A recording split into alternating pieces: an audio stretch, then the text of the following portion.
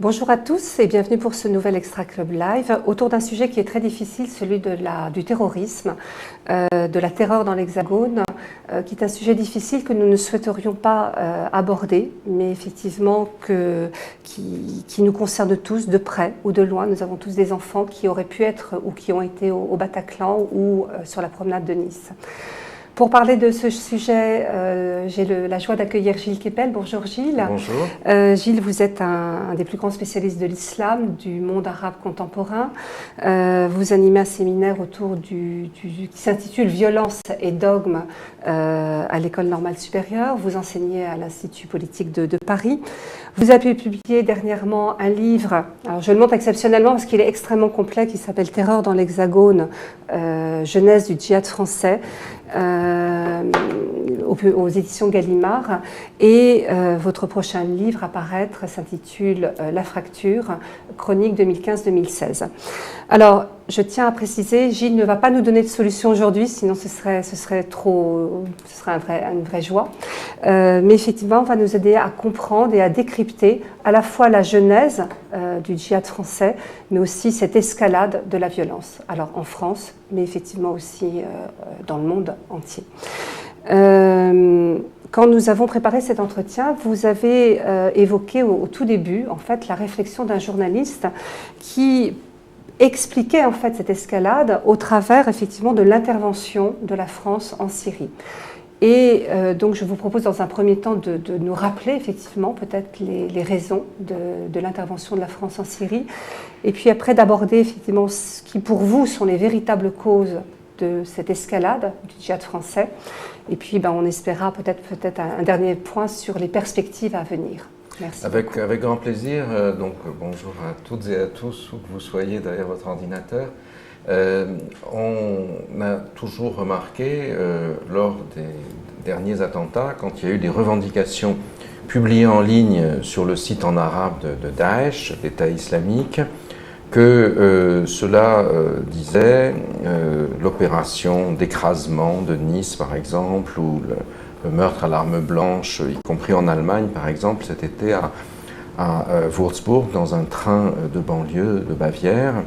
C'est en rétorsion pour les bombardements de entre guillemets, la coalition croisée qui attaque le territoire du califat, c'est-à-dire cette espèce de pseudo-État que Daesh, donc ce mouvement djihadiste, a établi à cheval sur l'Irak et sur la Syrie, en effaçant les frontières qui avaient été mises là par le colonialisme ou par les accords Sykes-Picot il y a 100 ans, et en essayant de créer une sorte d'embryon de califat de l'islam sunnite qui, dans leur esprit, devrait s'étendre à la fois à toute la région et pourquoi pas au monde entier.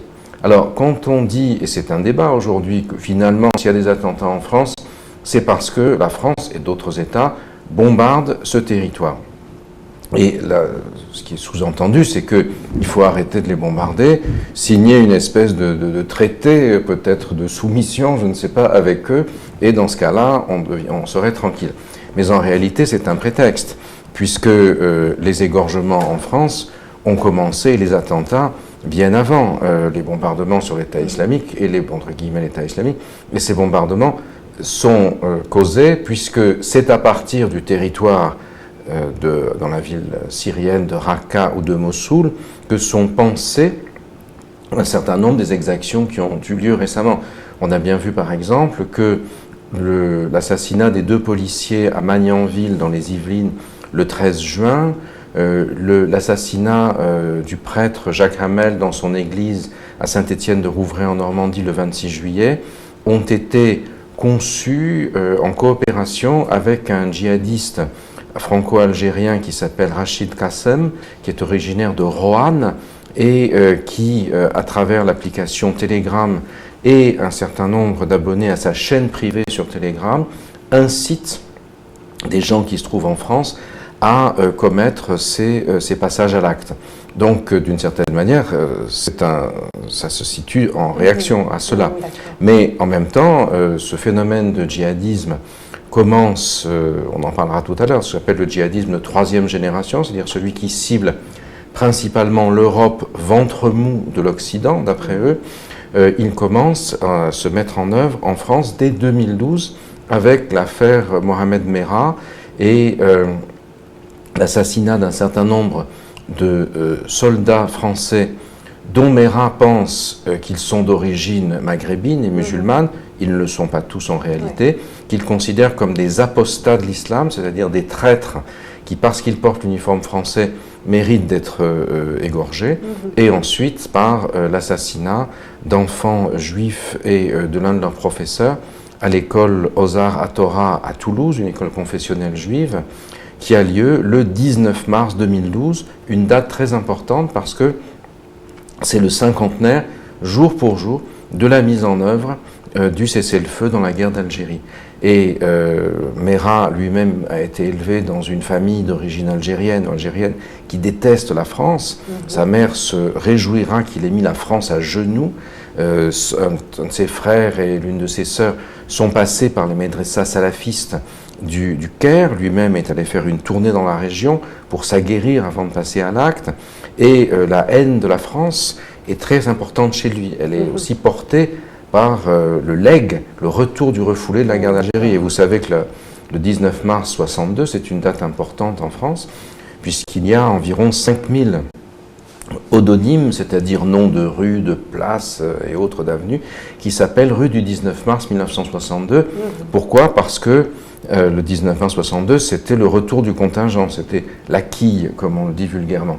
Et dans les mairies Front National, aujourd'hui, on débaptise, comme c'est le cas à Béziers ou ailleurs, on débaptise les rues du 19 mars 62, puisqu'on considère que c'est une défaite française, si vous voulez. Donc on a tout cet élément qui se met en place et qui nous montre que, par-delà l'actualité, c'est-à-dire les bombardements sur l'État islamique et vice-versa, en réalité, ce phénomène du djihadisme français a des racines beaucoup plus profondes et beaucoup plus complexes. D'accord. Alors justement, peut-être qu'on peut revenir sur les trois grandes causes qui, selon vous, expliquent cette escalade, en fait, à la fois la genèse de ce djihadisme français et puis effectivement l'escalade qui n'en finit pas, malheureusement. Alors, en fait, on a une série de causes différentes. Et c'est ça la difficulté de l'analyse de ce type de phénomène. C'est un peu comme quand vous êtes dans une entreprise, vous ne pouvez pas considérer que vous gérez que vos approvisionnements sans vous préoccuper de la livraison ou du facteur travail, sans vous préoccuper du facteur capital, si vous voulez. Vous avez des causes qui sont internationales, qui viennent de la transformation de notre environnement, sud et est, en particulier au Maghreb et au Moyen-Orient. Vous avez des causes qui sont proprement françaises et européennes, c'est-à-dire européenne, le fait que l'Europe aujourd'hui apparaisse comme une entité faible, dont le Brexit a été l'expression la plus claire, et puis française, du fait de la crise économique et de la crise de l'emploi en France, de la marginalisation d'un grand nombre de jeunes, notamment d'origine populaire et d'origine immigrée, et puis du développement du salafisme en son sein. Ça fait beaucoup. On va essayer de les traiter les uns après les autres. Tout d'abord, la question des transformations de l'environnement. Ce qui s'est passé dans le Moyen-Orient et l'Afrique du Nord depuis maintenant les années 1980, c'est la montée en puissance d'un islamisme politique, c'est-à-dire d'un usage de la référence à la religion pour transformer les relations internationales et lutter contre l'Occident, même si l'Occident a tenté de jouer avec le feu au début.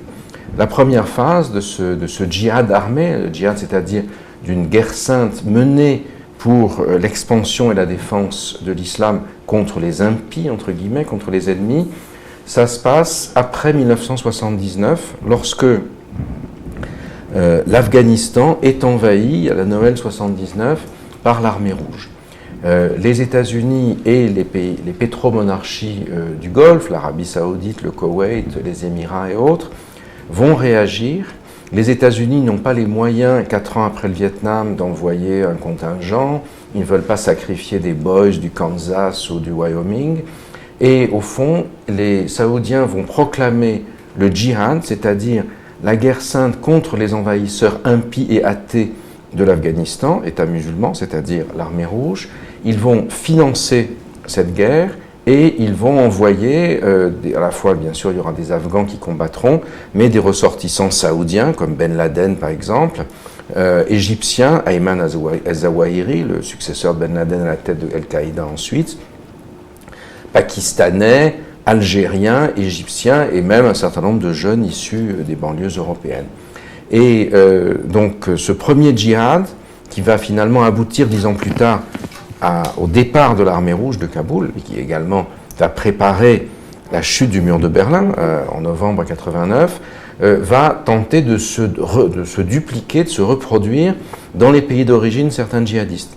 Ça aboutira au djihad qui se monte dans les années 90 en Égypte et plus près de nous en Algérie, avec la guerre civile algérienne de 92 à 97 qui en est directement issue, avec le retour des djihadistes algériens qui mènent le combat et qui va déjà déborder en France, puisque l'affaire Kelkal, qui sera abattue par la police dans la région lyonnaise à ce moment-là, en est l'expression. Mais à l'époque, on est très inquiet, mais il y a 8 morts seulement en France, à comparer avec les 239 morts qu'il y a eu sur notre territoire entre Charlie Hebdo et l'assassinat du père Hamel.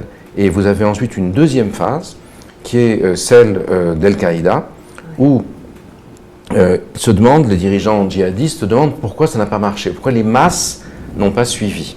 Pourquoi est-ce que finalement ce djihad a échoué en Algérie, en Égypte et ailleurs? Ils se disent, ils ont échoué parce que l'Occident est trop fort. Et donc il faut en fait en faire un raid contre l'Occident pour l'exposer comme un colosse aux pieds d'argile. Ce sera le 11 septembre 2001, l'attaque contre les tours jumelles et contre Washington, contre le Pentagone. Et l'idée, c'est que du coup, les masses musulmanes n'auront plus peur et elles se révolteront. Et à ce moment-là, c'est l'invasion américaine en Irak qui est perçue comme Al-Qaïda, comme quelque chose qui sera un nouveau Vietnam pour les Américains.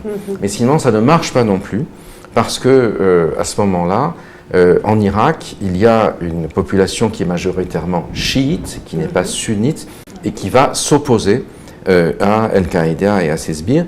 Et finalement, le djihadisme de deuxième vague, si vous voulez, sera détruit à son tour, non pas tant par les Américains, mais par l'opposition entre sunnites et chiites qu'on va retrouver aujourd'hui. Et la troisième phase, celle dans laquelle nous sommes, ça commence en 2005. Vous avez en ligne, en janvier 2005, un idéologue syrien qui poste un texte très long en arabe qui s'appelle « Appel à la résistance islamique mondiale », qui dit deux choses. Un, c'est l'Europe qui doit être le principal objet du djihad, parce que c'est le ventre mou de l'Occident, l'Amérique est trop forte et trop loin.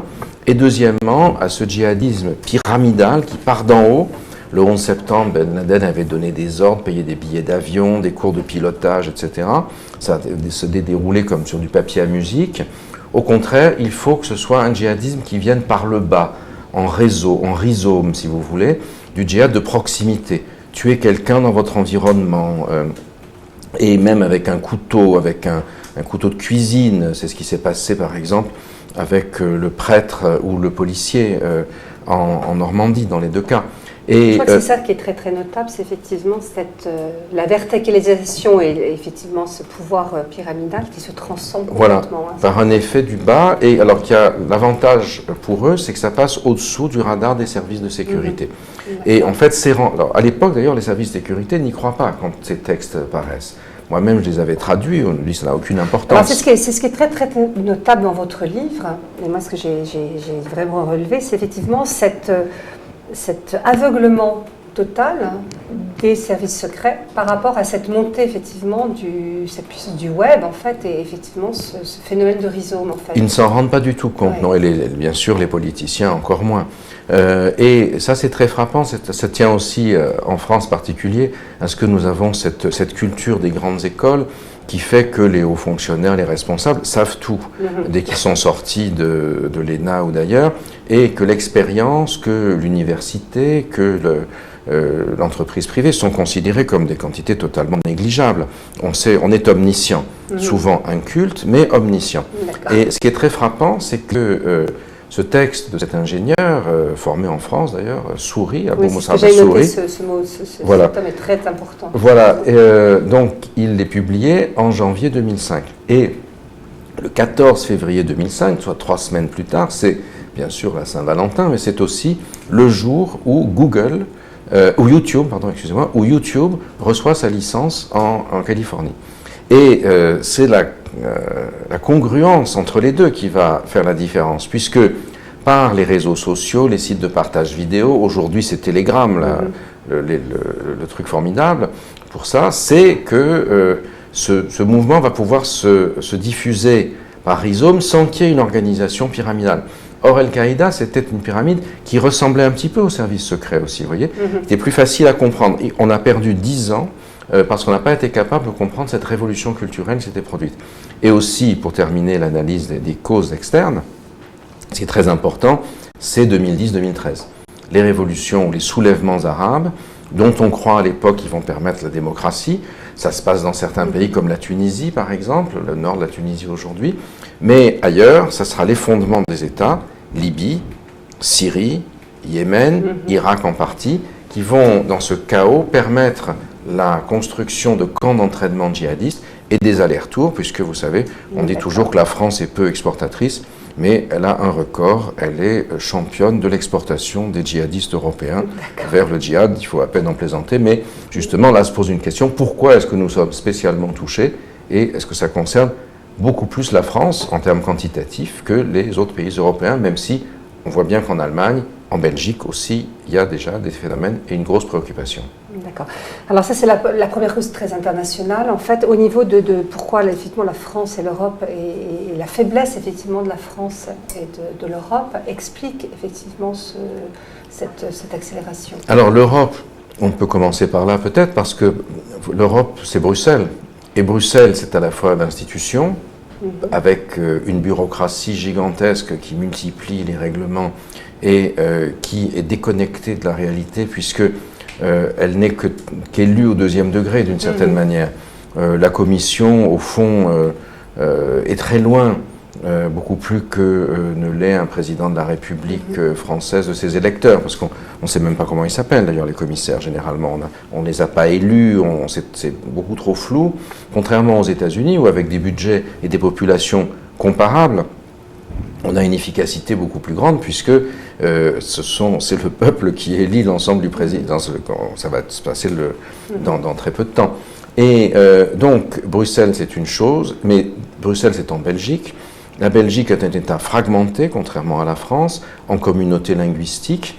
Et le lieu par excellence, le centre névralgique de ce djihadisme troisième génération pour toute l'Europe, c'est Molenbeek. Molenbeek-Saint-Jean, qui est une commune de l'agglomération bruxelloise, dans laquelle s'est constitué depuis très longtemps un noyau salafiste parmi des immigrés marocains principalement originaires du Rif, une région marginale du nord du Maroc, connue malheureusement surtout en Europe pour le trafic de hashish, de kiff, et ayant construit des réseaux mafieux depuis longtemps. Et c'est à travers ces réseaux d'approvisionnement d'armes et autres que vous allez avoir le djihadisme qui va avoir des caches, prospérer, etc. Alors vous avez à la fois un idéal qui se dit religieux, mais en même temps un côtoiement de ces réseaux mafieux, dans un contexte, le contexte belge, où l'efficacité des services de police et de renseignement est rendue très faible par la fragmentation, les Wallons, les Flamands, etc. Ça, c'est une première chose. Donc, la Belgique, par sa faiblesse même, a fourni un sanctuaire particulier. La France n'est pas aussi faible, puisqu'il y a un État très centralisé, et sans doute avec le Royaume-Uni, le plus efficace des services de renseignement européens, c'est le service français.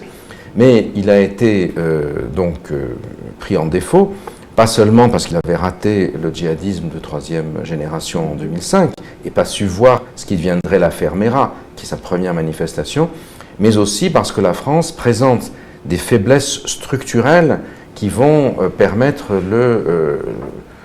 l'épanouissement, si j'ose dire, de ce phénomène. D'abord, justement, voilà, est-ce qu'on peut aborder concrètement ces tout à fait. Là, les entreprises le savent parfaitement. C'est d'abord le problème de l'emploi. C'est-à-dire que, contrairement à la Suisse, par exemple, où je reviens, et où le taux de chômage est ridiculement bas parce que vous avez un système d'apprentissage, vous n'avez que 20% d'une classe d'âge en Suisse qui a l'équivalent de baccalauréat.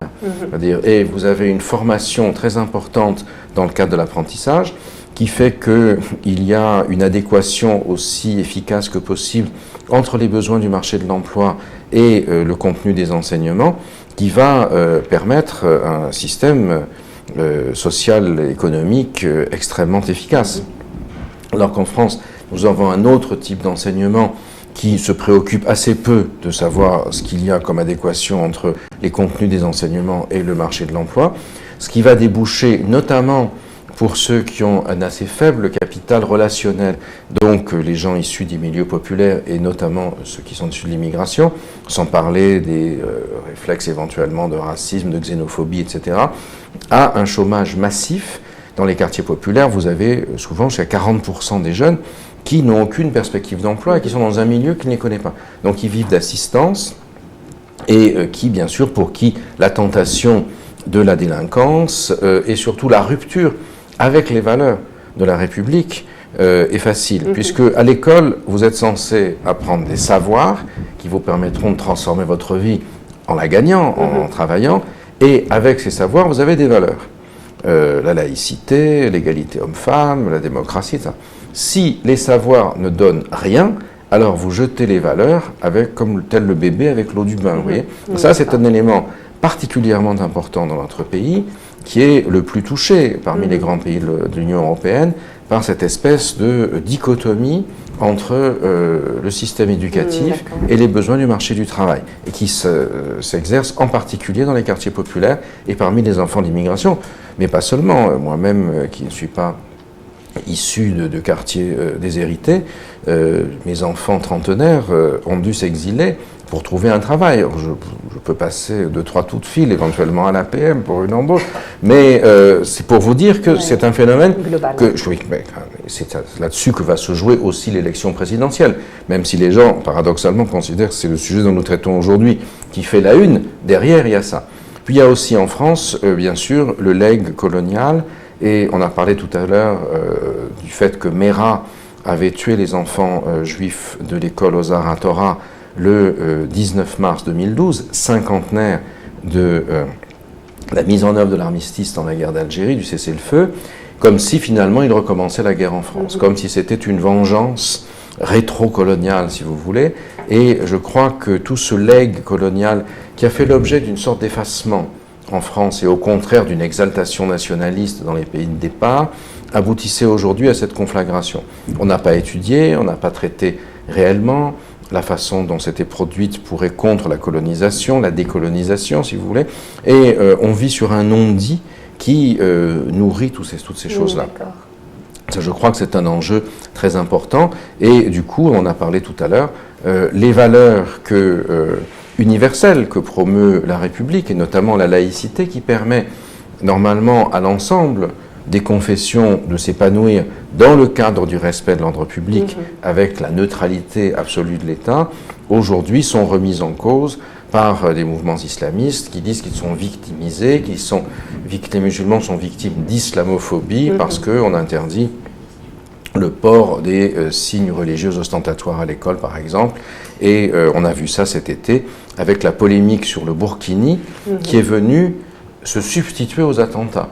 À Nice même, là où le 14 juillet, Mohamed Bourlel avait envoyé son camion dans la foule, tuant 86 personnes, dont plus de 30 sont des musulmans du reste, au même endroit, enfin juste au-dessous, sur la plage, on a eu cette polémique obscène, à tous les sens du terme, sur le burkini, qui servait finalement à occulter la question des attentats. Du jour au lendemain, dans la presse américaine, dans le New York Times, la France victime est devenue la France bourreau. Alors, il fallait peut-être garder un peu le sens des proportions. D'accord, merci beaucoup Gilles. Alors je pense, on va prendre un certain nombre de questions de nos dirigeants qui sont très très nombreuses. Alors je vais prendre la première. Comment expliquer la tolérance de l'État vis-à-vis de l'UIO si Hélène me les laisse, voilà, l'UOFF identifié comme proche de l'islamisme radical. Quel est le sigle exactement? Voilà, l'UOIF identifié comme proche de l'islamisme radical et des frères musulmans. Oui, alors l'UOIF, donc ce qui veut dire l'Union des organisations islamiques en France jusqu'en 1989, puis de France après 1989, est effectivement proche des frères musulmans et a eu son heure de gloire entre 89 et 2004-2005, puisqu'ils se sont fait les champions du port du voile dans les collèges. Et jusqu'à ce qu'une loi soit passée en 2004, qui donc prohibait le port des signes religieux ostentatoires, il n'y avait qu'un avis du Conseil d'État qui disait que ça dépendait de l'atteinte ou non à l'ordre public, et ça a permis 15 ans de chicanes devant les tribunaux administratifs, le Conseil d'État, etc., qui ont permis de construire cette victimisation. Aujourd'hui, l'UOIF, donc, qui est proche des frères musulmans, est en perte de vitesse. Elle était essentiellement dirigée par des jeunes originaires du Maghreb ou du Levant, mais pas par des enfants de travailleurs immigrés, qui pensaient en arabe, donc pas en français ou en verlan, si vous voulez, et qui, de ce fait, dans leur rapport avec les autorités françaises, essayaient de construire une communauté qui pourrait négocier avec l'État. En fait, ils ont un peu perdu la partie, puisque avec la loi sur les signes religieux ostentatoires, ils n'ont pas pu continuer à utiliser le port du voile ou du hijab à l'école comme un irritant. Et puis d'autre part, ils ont été en décalage par rapport aux émeutes de 2005. À l'époque, Nicolas Sarkozy s'était rapproché d'eux. Il était allé à leur congrès en 2003 en disant « je vous ai compris » d'une certaine manière, pensant comme ils étaient conservateurs, ils allaient plutôt voter à droite que voter à gauche. Si vous voulez, c'était SOS Racisme qui votait à gauche. Mais ensuite, durant les émeutes, probablement à l'instigation, je ne sais pas, l'UOIF a fait une fatwa, un avis juridique disant il ne faut pas brûler les voitures.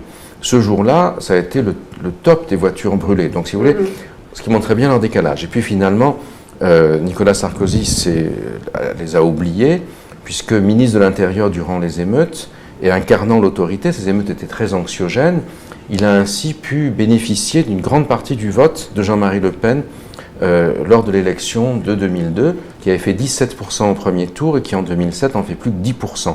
Donc Sarkozy en a, si j'ose dire, siphonné 7%.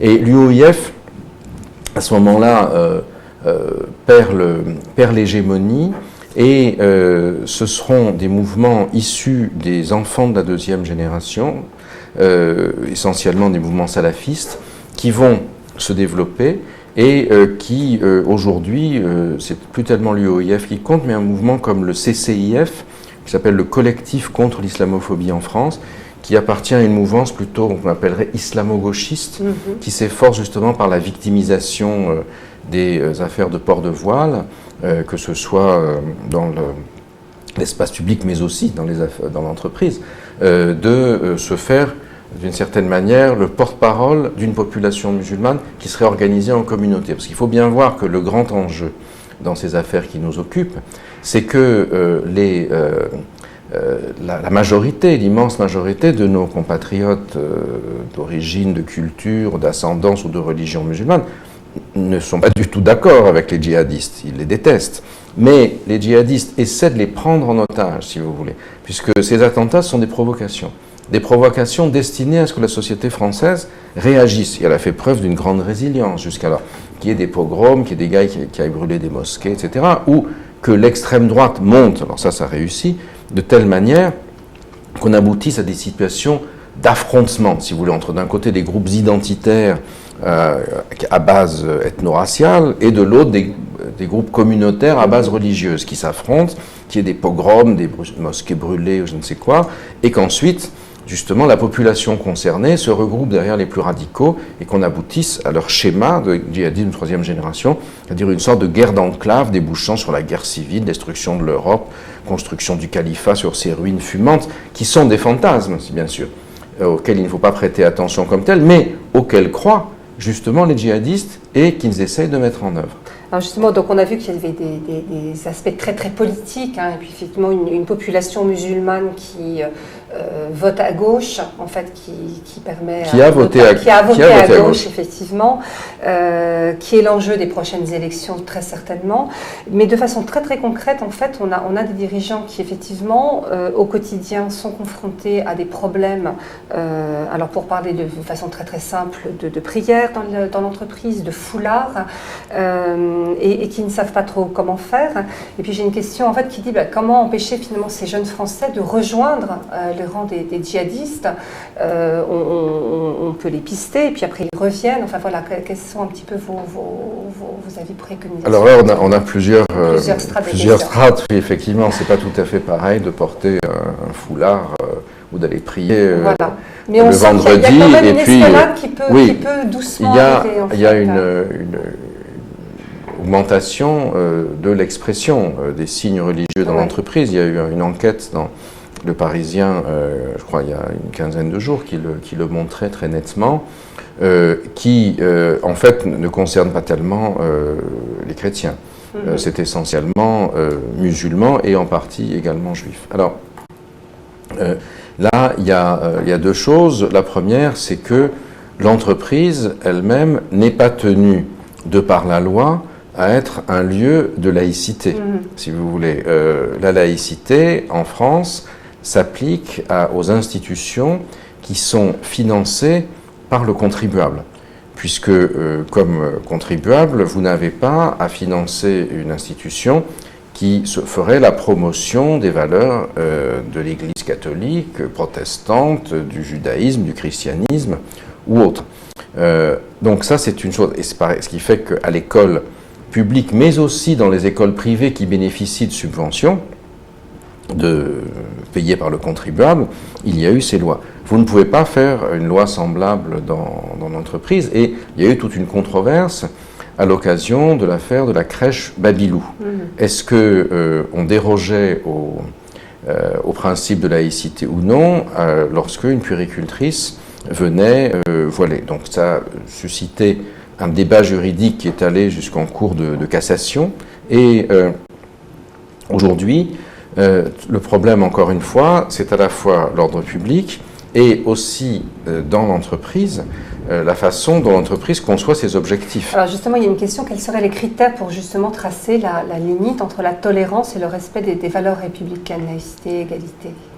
Alors, je crois que c'est en partie dans le règlement intérieur de l'entreprise de le préciser. Si l'on considère, l'entreprise souhaite que ses employés soient le plus efficaces possible pour que l'entreprise réalise ses objectifs sociaux et financiers.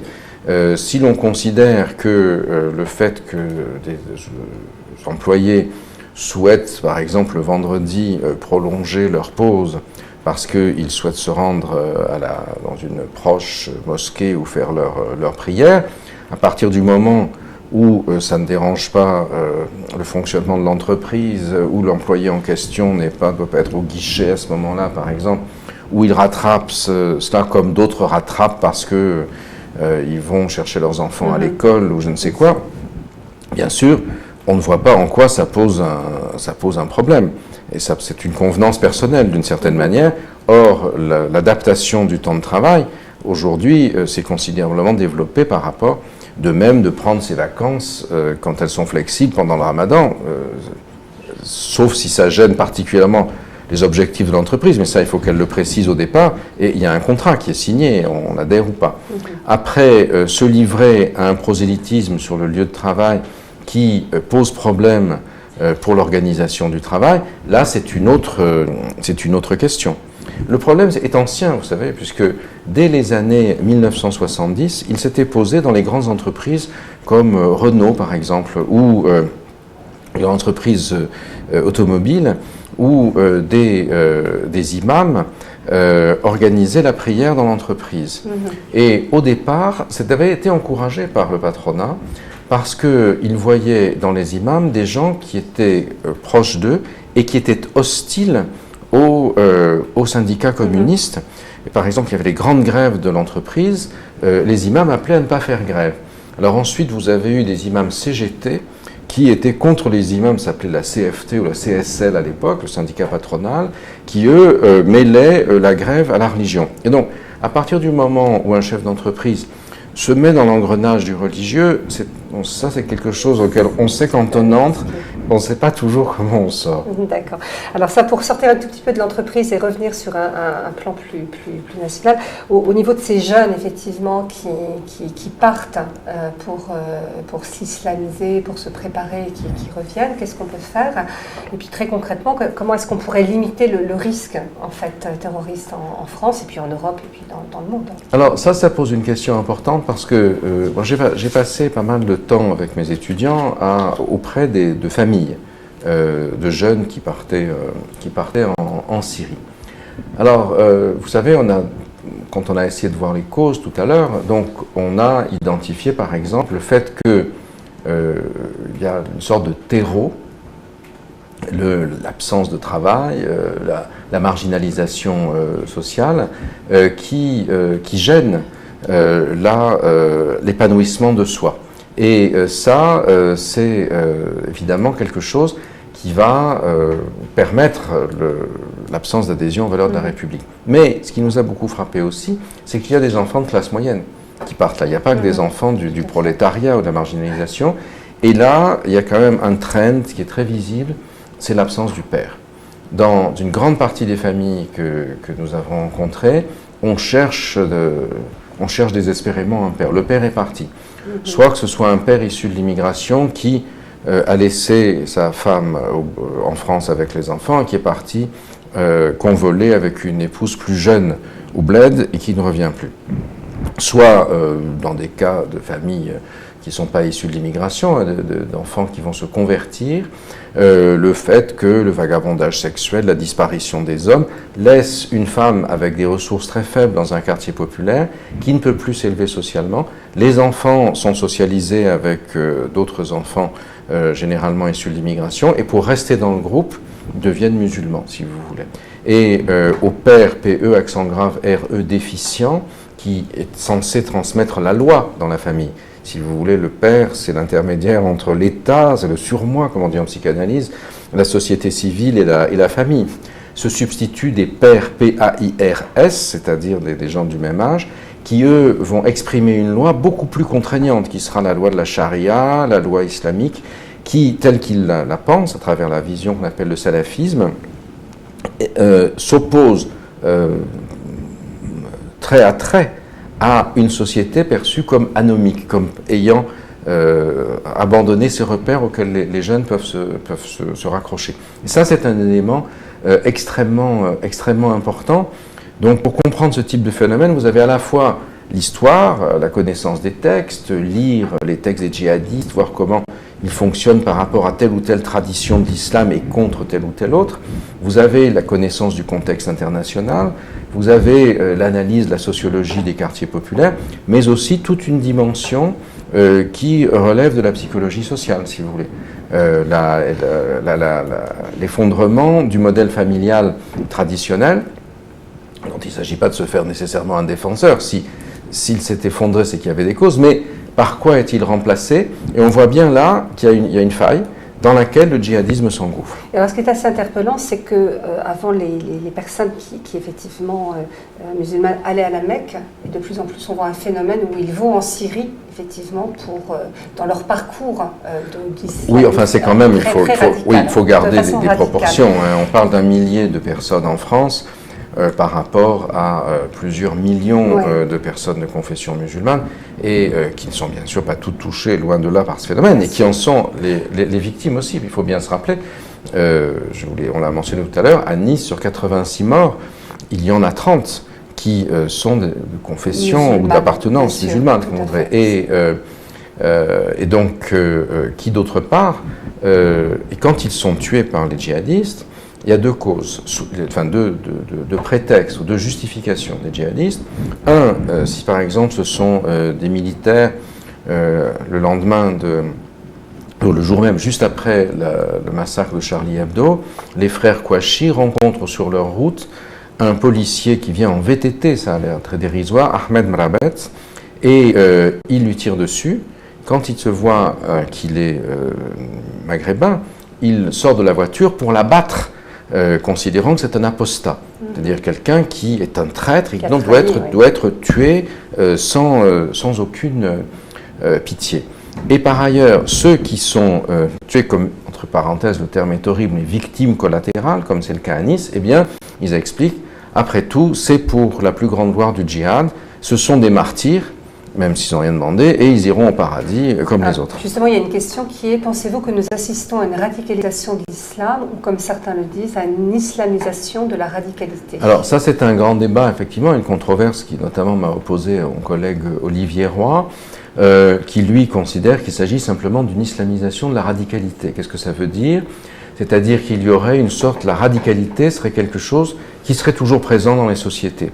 Depuis les anarchistes du XIXe siècle, les possédés de Dostoïevski, les brigades rouges italiennes, la Rote Armee Fraktion allemande ou Action Directe. Hier c'était rouge, ça pouvait être brun, aujourd'hui c'est vert, demain ce sera brun, et de toute façon c'est un mouvement normal, c'est les jeunes qui n'arrivent pas à trouver leur place, l'islam est disponible donc on le prend, comme si ça n'avait aucune importance. Alors bien sûr, c'est très important de comparer. Il y a des éléments, quand on relit Dostoïevski, on voit que la manière dont le complot se met en place ressemble un peu, par certains aspects, au djihadisme troisième génération, avec ces groupes de 5 autour de Stavrogin et de Verkhovensky, les héros du livre, enfin les héros négatifs. Mais en même temps, si on ne comprend pas la spécificité du phénomène actuel, du lien entre le djihadisme et puis l'idéologie salafiste venue de la péninsule arabique, qui prône une rupture culturelle, une rupture en valeurs avec les sociétés occidentales, alors on ne comprend pas l'ampleur du phénomène. Pourquoi il marche? Comment s'effectuent les différenciations et les critères? Qu'est-ce qui fait que c'est dans tel ou tel quartier et pas dans tel autre que ça se produit, vous voyez? Donc, en ce sens, je crois que c'est un faux débat. Ceux qui parlent, en fait, d'islamisation de la radicalité, ils disent ça généralement parce qu'ils ne connaissent pas les textes arabes, ils ne font pas de terrain dans les quartiers, et c'est simplement des élucubrations devant un ordinateur. Alors, on voit que et dans votre livre, c'est extrêmement bien expliqué, quand ces jeunes, en fait, partent de France, en fait, ils n'ont pas de moyens financiers extrêmement importants, et pourtant ils partent et ils font des trajets extrêmement importants qui pourraient faire passer un très joli tour du monde. D'après vous, et c'est une question d'un de nos adhérents, quels sont les freins qui retiennent nos pays d'intervenir auprès des sources de financement, alors comme l'Arabie Saoudite, le Qatar ou d'autres...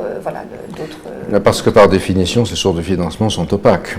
Donc vous pouvez difficilement... et en fait, aujourd'hui, par exemple, l'Arabie Saoudite est confrontée elle-même sur son territoire à un phénomène de Daesh, puisque la baisse des prix du pétrole, aujourd'hui on n'arrive pas à passer au-dessus de $50, dans des budgets qui sont basés sur du pétrole, du baril à $90 par exemple, c'est traduit par du chômage, des licenciements dans un pays comme l'Arabie Saoudite, ce qui est impensable, et du coup vous avez des tribus entières qui aujourd'hui considèrent que les dirigeants saoudiens sont des apostats, des mécréants, et qui vont se tourner vers Daesh. Donc les Saoudiens sont eux-mêmes très inquiets par le fait que, d'une certaine manière, il y a un monstre qui a été engendré par certains d'entre eux. L'État, et aujourd'hui notamment l'actuel roi et son fils, le vice-prince héritier, ont manifesté une volonté de lutter contre ces phénomènes. Maintenant, dans quelle mesure ça va se traduire, c'est encore trop tôt pour le dire. Et ça, c'est un premier élément. Alors, en même temps, ça coûte très peu cher, hein, vous savez. Aujourd'hui, vous pouvez aller à Istanbul en charter, aller simple pour moins de 100 €. Donc, même si on n'a pas d'argent, un casse, et ça s'est produit plusieurs fois, des cambriolages ou des braquages qui étaient destinés au djihad. Vous avez aussi les escroqueries au djihad, c'est-à-dire que vous faites faire des fausses, ça concerne l'entreprise aussi, des fausses fiches de paye. Vous allez voir une entreprise de crédit à la consommation et qui est désireux de prêter pour avoir de l'argent, et sur cette base, vous vous faites prêter de quoi acheter une voiture, etc. Vous vendez tout ce que vous avez et vous partez avec votre voiture que vous ne rembourserez jamais puisque vous allez dans le territoire de l'État islamique, en Turquie, et vous la revendez là-bas, vous faites du cash comme ça. Il y a toutes sortes de cas. Et finalement, ce qui se passe aujourd'hui, c'est qu'il y a deux choses. D'abord, il y a la guerre à la frontière syro-turque. Ce n'était pas le cas autrefois. Tout le monde passait facilement par la Turquie. La frontière syro-turque aujourd'hui est fermée, puisque les Kurdes de Syrie occupent une grande partie de cette frontière, et les Turcs qui étaient jusqu'alors, qui fermaient les yeux sur les passages de djihadistes, ont vu là un danger et ont occupé la partie syrienne de la frontière le mois dernier pour empêcher que les Kurdes s'y développent. Donc aujourd'hui, traverser la frontière, c'est très compliqué. Et c'est l'une des raisons pour lesquelles le djihadisme, d'une certaine manière, un certain nombre de ceux qui seraient allés combattre là-bas, restent en France et combattent en France. Par exemple, à Saint-Étienne-du-Rouvray, Adel Kermiche, le jeune d'origine kabyle, qui, avec Abdelmalek Petitjean, fils d'une famille dont le père l'a adopté, il a donné son patronyme, sur le Kermiche explique, dans ses enregistrements téléphoniques qui ont été identifiés et fuités par la police, il dit voilà, c'est plus la peine d'aller en Syrie parce que c'est trop difficile d'accès.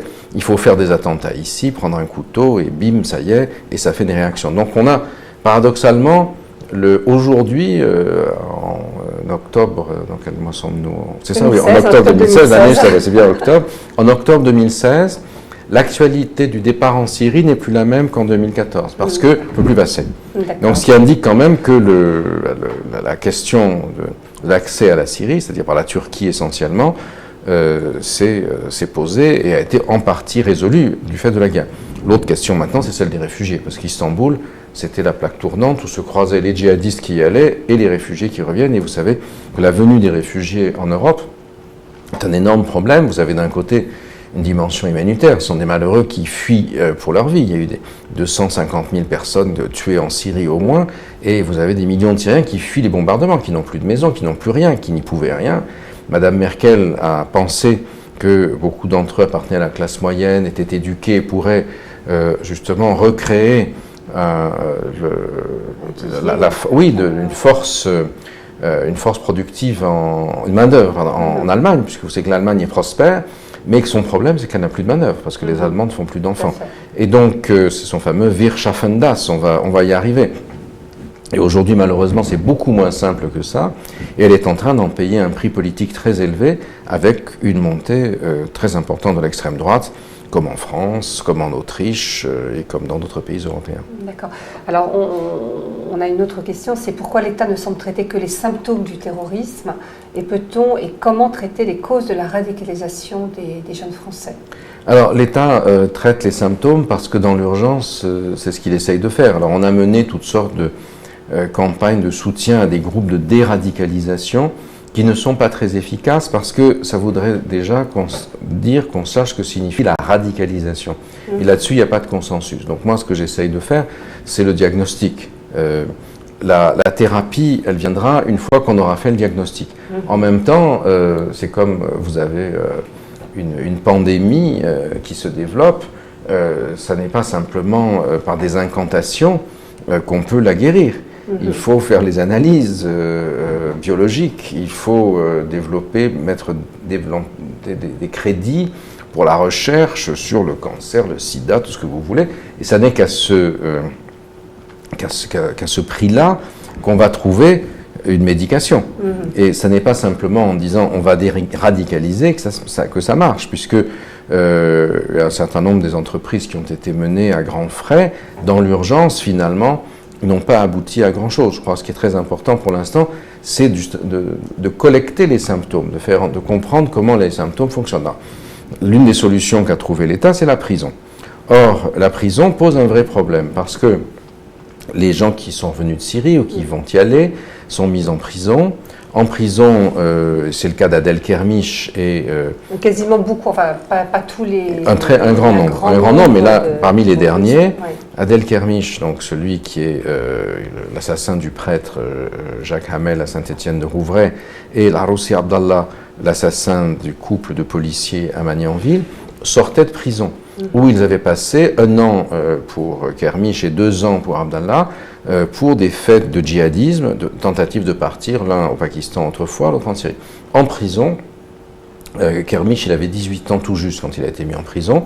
On l'a mis dans une cellule avec un gars d'une 30aine d'années, très radicalisé, et la prison a été son académie, c'était l'ENA du djihadisme, si j'ose dire.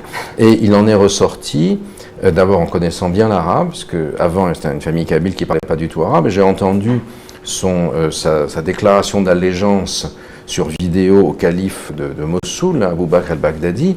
Il fait 1 ou 2 fautes, mais il prononce ça très correctement. Où est-ce qu'il a appris cet arabe coranique? En prison auprès de ses co-détenus. Et il se vante que c'est en prison qu'on lui a donné les idées de cible, si vous voulez.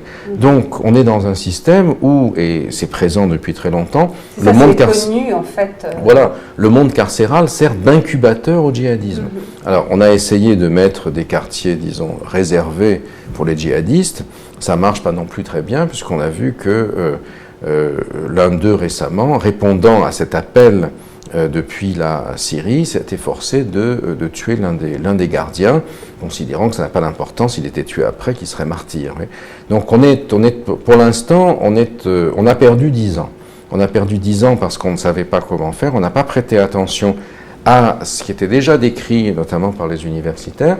Et maintenant, on est dans l'urgence. Alors, moi, je n'ai pas de solution miracle, si vous voulez.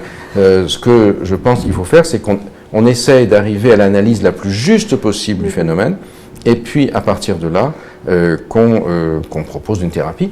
C'est un débat qui peut-être, même si c'est propre à beaucoup de démagogie, à l'élection présidentielle. Et or, je vois malheureusement, puisque c'est l'un des thèmes de l'élection, mais on sent bien que les différents candidats qui s'agitent sur les tréteaux pour solliciter nos suffrages sont davantage dans la pêche aux voix de proximité que dans la réflexion de fond sur l'avenir de la nation. Vous avez ceux qui stigmatisent tout le monde parce qu'ils espèrent comme ça profiter d'un bloc de voix identitaire qui les favorisera, et ceux qui, au contraire, diluent les choses parce qu'ils pensent que dans leur circonscription, ils ont besoin d'un bloc de voix anti-islamophobe, si vous voulez, pour se faire élire.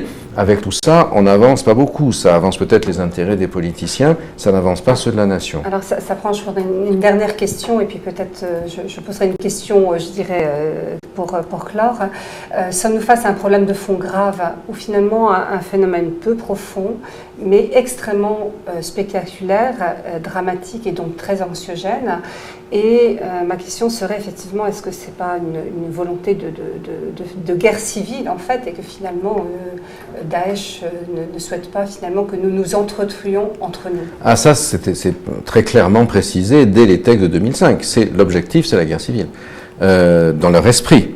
Et la société française, je l'ai déjà dit tout à l'heure, a été remarquablement résiliente de ce point de vue-là. Si vous voulez, elle n'est pas entrée là-dedans. Et il ne faudrait pas que des politiciens, pour gagner quelques voix, attisent ce genre de choses en jouant à l'apprenti sorcier, sans comprendre ce qu'ils font. Mais ça ne veut pas dire qu'il ne faut pas se défendre, qu'il ne faut pas baisser la tête.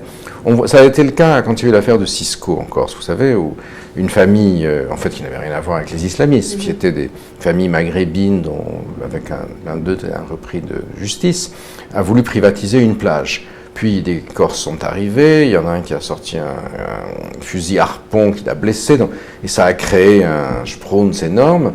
Et vous avez beaucoup sur les réseaux sociaux identitaires, bravo les Corses défendent par leur virtu leur territoire, leur manière de vivre, alors que sur le continent, chaque fois qu'il y a un attentat, on baisse la tête, on fait des marches blanches et finalement on se considère comme des soumis. Alors, je crois qu'on n'est pas en guerre, si vous voulez, on est sur le territoire national. On est en guerre à l'étranger, effectivement. Il y a des porte-avions, il y a le porte-avions Charles de Gaulle, il y a des Rafales, il y a des Mirages, ce sont les instruments de la puissance militaire. Mais sur le territoire national, nous ne sommes pas en guerre, il s'agit d'opérations de police et il s'agit d'une mobilisation de la société civile. Une mobilisation de la société civile qui inclut également tous nos compatriotes, quelle que soit leur confession, contre ce type de groupe. Et l'objectif de Daesh, c'est effectivement de mobiliser par les provocations un groupe contre un autre, des guerres d'enclave qui aboutissent à la guerre civile. On n'en est fort heureusement pas là, mais il faut bien garder ça en tête. Et il faut bien voir que, là encore, un certain nombre de politiciens feraient mieux de s'instruire un petit peu avant de faire des déclarations à l'emporte-pièce. D'accord. Et alors, est-ce que vous pensez que cette escalade de la violence va se poursuivre ou effectivement, est-ce que... Vous savez, le djihadisme, il n'est pas sans défaut. Hein. Le terrorisme a une économie politique particulière. S'il ne marche pas, au bout d'un certain temps, il s'épuise. Parce que les conséquences de la répression du terrorisme sont dures à porter pour ceux-là même qui pourraient en être les soutiens ou les sympathisants. Regardez, en 1995, en France, on a eu un épisode terroriste venu d'Algérie, avec Khaled Kelkal, etc. Qu'est-ce qu'il a bloqué? C'est que les pères de famille algériens, ce qu'on appelle les darons, ont vu ça avec horreur parce que c'est considéré que ça allait mettre en cause toute leur stratégie d'intégration, d'accumulation financière, ça, dans la société française. Et ce sont eux qui ont asséché le marécage, qui ont empêché le terrorisme de se développer. Khaled Kelkal, qui en était le principal porteur, a été abattu après une traque dans une forêt, comme une bête sauvage, puisqu'il n'avait pas réussi à avoir la... Aujourd'hui, ça a changé. Les darons ont disparu de la circulation pour cause d'âge, et ce sont des jeunes qui assument la communauté. Et toute la question qui se pose, c'est celle des dirigeants et des élites communautaires. Vous avez eu justement un certain nombre de jeunes, ou de moins jeunes, mais plus jeunes que moi, disons, issus de l'entreprise, qui ont fait une pétition, un appel. Vous avez vu dans le journal du dimanche cet été, nous, Français de culture musulmane, qui avons réussi notamment dans le privé, sommes prêts à financer le culte pour... Alors justement, ça prend, et je prendrai la dernière question, pourquoi continuer à tolérer des imams salafistes en France? Et le salafisme n'est pas une secte, et c'est ce financement, effectivement. Alors, c'est ça toute la difficulté, c'est, à mon sens, il y a une continuité entre le salafisme et le djihadisme, mais il y a aussi une rupture, parce que les salafistes sont non violents, en principe. Ils ne deviennent violents que quand ils passent au djihadisme. Le salafisme est une rupture culturelle et qui vise à reconstituer un groupe social en s'appuyant sur des normes de compréhension rigoriste, stricte, littéraliste du texte sacré. Mais vous avez un certain nombre d'élus locaux qui trouvent que c'est pas si mal, puisque au fond, dans des quartiers où ils n'ont plus les moyens d'agir, il y a un groupe qui maintient la paix sociale. Ça évite, dit-on, le trafic de drogue, la prostitution, la violence, parce que ça donne des normes. Et puis finalement, ils peuvent éventuellement faire voter le groupe pour vous, quoique les salafistes généralement ne votent pas. Mais Molenbeek a montré l'inanité de ce type de raisonnement. À Molenbeek, le bourgmestre, autrefois, avait favorisé la venue de tout le monde, parce que les immigrés votent en Belgique au municipal, et ne faisant absolument pas attention à la création de mosquées salafistes et autres, pensant qu'ils se géreraient entre eux comme ça. Malheureusement, on a vu que ce n'était pas si simple et que derrière ces réseaux peuvent aussi, c'est pas obligatoire, mais ça n'est pas une assurance contre la prolifération de groupes violents ou de groupes qui sont dans la déviance sociale. Merci Gilles. Je pense qu'on pourrait rester des heures parce que la situation n'est pas compliquée, mais un grand merci d'avoir réussi à nous aider à comprendre et à décrypter effectivement cette situation. Je vous propose vraiment de lire ce livre parce que c'est très très intéressant de comprendre effectivement à la fois la genèse et l'escalade en fait du djihadisme français. Et puis on attend avec impatience votre prochain livre, La Fracture, qui montre effectivement que ces phénomènes ne touchent pas forcément effectivement que les personnes de confession musulmane, loin de là, et islamique. Enfin, je veux dire, ça touche l'intégralité de la France, de la société française, et que nous devons tous être très avertis. Merci beaucoup et à très bientôt. Au revoir.